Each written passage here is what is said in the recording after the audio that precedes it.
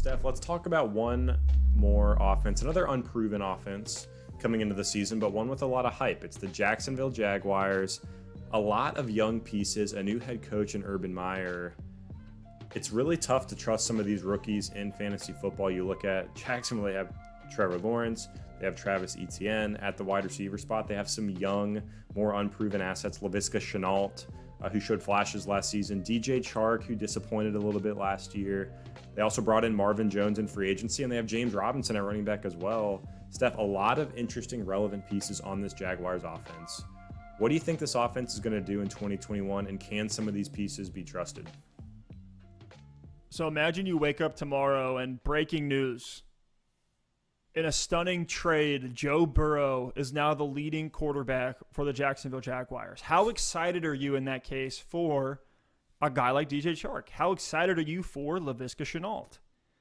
Or better yet, imagine you wake up tomorrow and it's Justin Herbert who's now taking over at the quarterback spot for the Jacksonville Jaguars. You're going to be all in on these weapons, and that's essentially what we got, if not more, with Trevor Lawrence being one of the best quarterback prospects we've seen in a long time at the position. Now, I think it'd be pretty aggressive for me to just say, oh, this is just Justin Herbert, plug him right in on Jacksonville year one.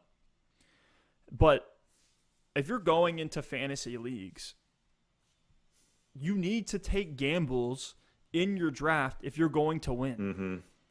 So even just looking at Trevor Lawrence alone, his ADP right now, why on earth would you pay up in your draft in the mid-rounds for Tom Brady, Aaron Rodgers, Matt Stafford? Yes, these guys have high floors. They're proven commodities, but you're giving up the opportunity cost there of a stud wide receiver, a guy like a Cortland Sutton or a Tyler Lockett, these wide receiver 2 flex names that can be difference makers, and you can just wait a few rounds and pick up Trevor Lawrence.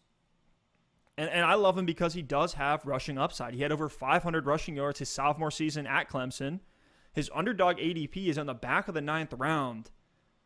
I'm willing to go early 9th round for him if I don't have a QB yet to secure one in a 12-team league. And so that means all these weapons by default, right? Whether you believe in Urban Meyer or not, whether you're all in on Trevor Lawrence or not, these are guys that you can take the gamble on. Take the gamble in the mid-rounds that DJ Chark can be a guy who can get back to that mid to low-end wide receiver 2 if he breaks it as the alpha X on this team. You could also take the shot with Laviska Shenault as your wide receiver 3 or wide receiver 4, being a guy who is an explosive playmaker who could see a lot more volume on an offense that's ascending behind Trevor Lawrence. If he truly is generational, both of those guys are going to eat. And then you have Marvin Jones, who's essentially free right now in redraft and in best ball leagues. And I love him as a wide receiver that you can flex in as we move through bye weeks, as injuries creep up throughout the year. He's a sleeper every year. It's a motif on Double Move Sports at this point that Marvin Jones Jr. is a value late in drafts. And look, Chark doesn't have a firm lock on the X receiver role. You would think, just based off of what he did in 2019 with Gardner Minshew, that he should be locked in to be the one on this team, to be the stud, to be the A.J. Green, to be the Devontae Parker wide receiver 1 type of guy, because that's who he profiles to be. That's the type of player that he is, this lanky, big body player who can be a threat in the red zone, who can be a threat downfield, who has some pretty ridiculous speed. But Chark was getting outproduced last year by Keelan Cole and Colin Johnson. Not good. Not good. Now, that could just be chalked up to bad quarterback play. Chark did miss some time with injury. That also could have played a factor. But he's a guy that you can take a gamble on that could be a league winner. I mean, think if you take a guy as your wide receiver 3, wide receiver 4, who pops off and then becomes a wide receiver 2 for you for a stretch of 6 weeks. Like, that's how you go from being a good team to a great team in redraft. And if your team's already stacked, now you get a valuable trade asset, or you can trade one of your existing players that somebody in your league believes in and saying, look, I have room to go and move one of my assets because now DJ Chark's taking over as the clear one and I'm all in on him. Now let's talk about the running backs. Alex, you know I love Etienne. I'm curious on what you project for Etienne in year one. Mm-hmm. Yeah. I mean, it's tough because Etienne it's really tough because he got the first round draft capital, but there's an incumbent back in James Robinson who's there. And now you're hearing all this stuff about Etienne having this passing downs, heavy workload. So it's really tough to pin down right now. I do think this is going to continue to be a timeshare. I mean, I think before we talk about Etienne, James Robinson is an extreme value right now on Underdog Fantasy. He's going as the RB30 in ADP.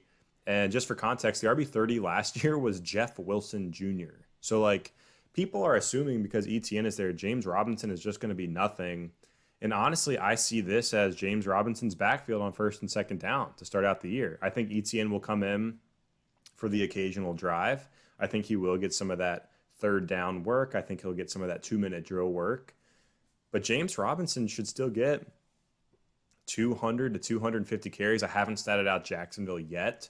I'm getting close to getting there, but I'm probably going to have him 200 to 250 carries, a decent amount of touchdowns, and I'm going to have Etienne in that target range of like 60 to 70 targets with 100 to 150 carries on the ground. So both of these guys are going to be involved. I think it's going to be a 1-2 punch in Jacksonville, and it could be the type of backfield we saw from New Orleans back in the day when Alvin Kamara was that receiving back who also was effective on the ground, and then Mark Ingram could come in and just ground and pound and got some touchdowns of his own. That's the upside for this Jacksonville backfield. Now, I don't necessarily think they get there year one with Trevor Lawrence, year one with Travis Etienne, but that's the kind of dynamic I think we're looking at where they could come out of this season with 2 top 24 running backs in PPR formats. Yeah, I love Etienne as an upside RB3 play.